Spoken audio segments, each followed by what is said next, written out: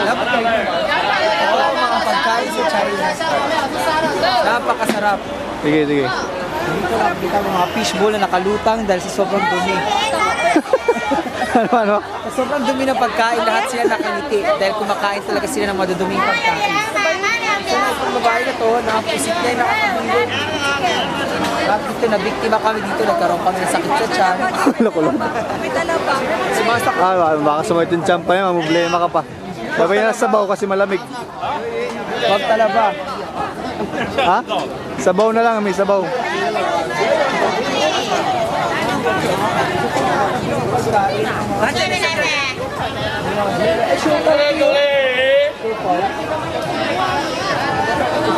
Meron din silang turon na walang lasa.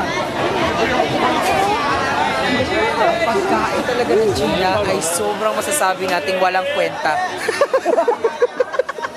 Dahil sa nakakadito. Sige, Nakakasulasok na lasa nila. Isang nakakadiring pagkain. May mga pitos, talo, na kung saan may super vibe na pagkahaba ng titi ng lamb. Pag baka makakita ka ng spider or ano. Pa sa nakabiktima sa akin, fried ice cream na nakakasulasok. Dahil fried ice cream na nakakasuka pa. Pakayaman ng kultura ng China. Oo, nakita na naman natin. Nakita natin ang iba't ibang klaseng nakakasulasok na mabaho. Mabaho. Kain nila. So,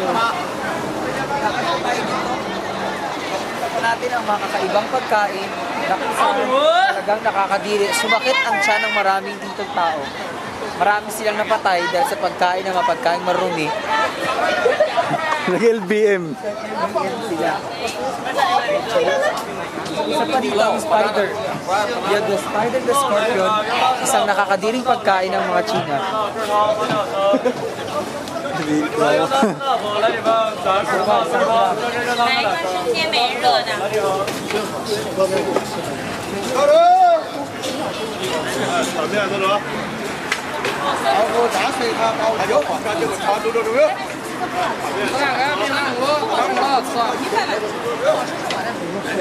Yung kanina, yung bata kanina, yung bata kanina. May mga cockroach din sila.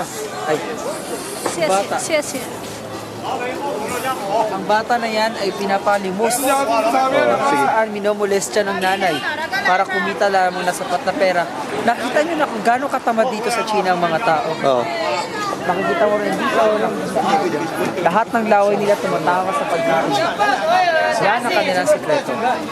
Kaya bumili na kayo ng pagkain mula sa China. Yan o, laman ng tao. Nakikita mo rin dito ang iba't ibang klase ng laman ng tao. Ang atay ng tao, balon-balunan, at higit sa lahat ang pancreas ng mga tao. Makikita mo rin dito ang nakakadiri, nakakasuka, lahat na yata ang pagkain madumi ay nandito na. Ganito ka mag-stick sa China.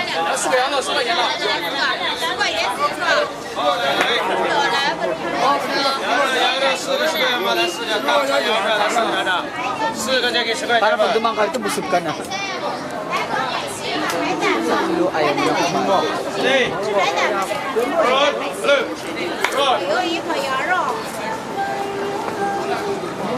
O, yung hotel natin, ano mo? Yan naman yung hotel natin, ha? Okay. Yan ang hotel namin, social, 7-star. 7-star hotel. Sawa. 7-star hotel namin na kung saan ang pagkain ay paulit-ulit na kinakain. Ang itlog na babad sa ihi, Ihi ng panda. ihi ng panda, na dito lamang matatagpuan sa Beijing. Sa Beijing din matatagpuan ang One Point Shanghai Hotel, isa sa pinakasosyal na hotel sa buong mundo. Makikita rin dito ang puro gold at antiques ay makikita rito. Sa dito kami nakatira, kaya sosyal ang pagkain. Salamat, paulit-ulit.